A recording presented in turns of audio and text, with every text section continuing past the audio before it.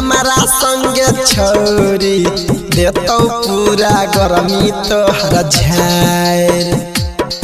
हेगे एना जदी करबी तू हमारा संगे छोरी देबौ पूरा गरमी तोहर झायर हेगे यादो जी के डंडा बड़ा लमहर छै गे छौरी देतौ पूरा बोखार उतार हेगे यादो जी के डंडा बड़ा लमहर छै गे छौरी देतौ पूरा बोखार उतार देतौ पूरा बोखार उतार हेगे यादो जी के कोमर के तू ठीक से हिला लेगे छोरे तोरे छेलौ इहो इंतजार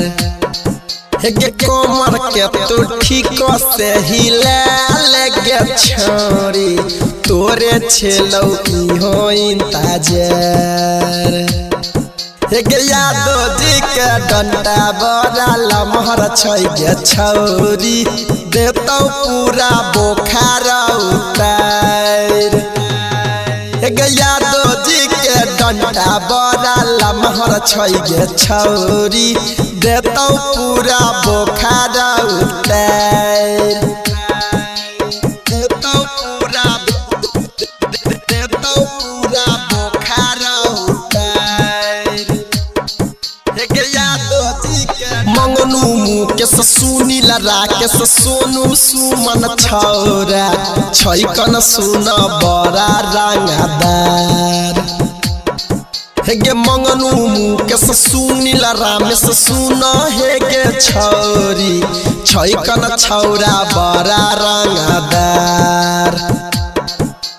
चढ़ल जवानी के चंदू यादव सुनना छौरी देतौ पूरा बोखार उतार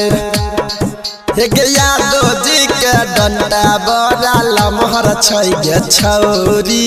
देतौ पूरा बोखार उतार।